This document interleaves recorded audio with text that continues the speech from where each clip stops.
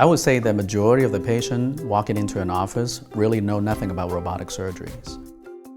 For them, how we market and also the reach of the patient in their mind is actually relatively low because our adoptions overall is still what we call the emerging phase. Therefore, few patients actually walk in to say, I want to receive a robotic surgery.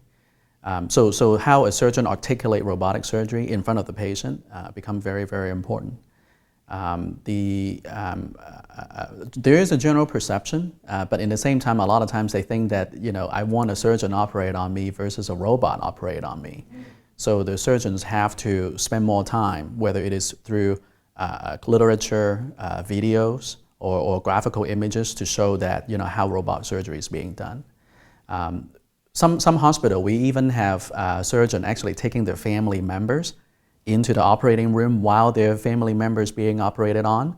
So then the family member can understand what robotic surgery is. And for those programs that can go that deep into educating their families and the patients on robotic surgeries are also the ones that are very, very successful overall.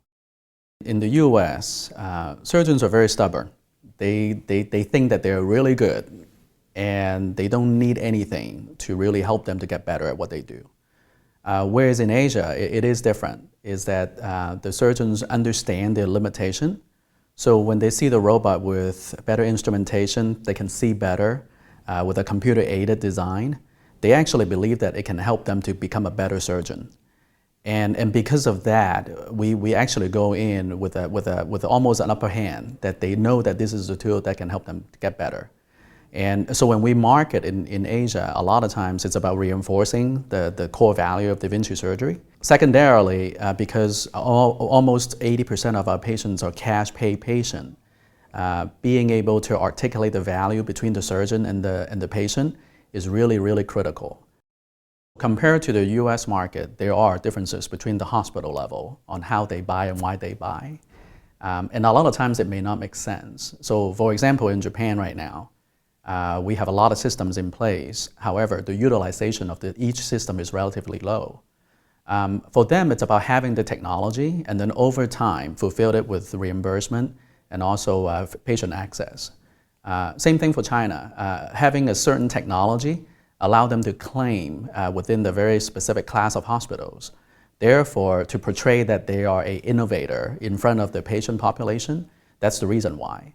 So sometimes, when we install a product, from their perspective, it's not about utilization. It's about reputation. It's about shining their name as an institution. Whereas from our perspective, it's about use. It's about the balance between economics and investment, the return on investment. And for them, they don't look at it that way. However, for the hospitals that are very savvy, that they understand how to recuperate their investment, they will do a top-on-down approach. What that means is that the hospital actually set a goal, maybe 200 cases a year, maybe 100 cases a year, maybe 300 cases a year. And then they will actually have a room of surgeons that agree under each department how much they will contribute to the success of the program. And so then it's from a top-on-down, administrative-down approach, allow them to allocate budget, allow them to think about how to charge, how much to charge, and then allow them to allocate maybe resources for the first few cases when the surgeon perform, maybe free of charge, and then over time to charge the patient, from a percentage to 100%. Those who allow the surgeons to overcome their learning curve, in the same time to be confident and competent presenting the robotic surgery to their patients. But it is a challenge in some way because a cash pay population is completely different than a managed care population.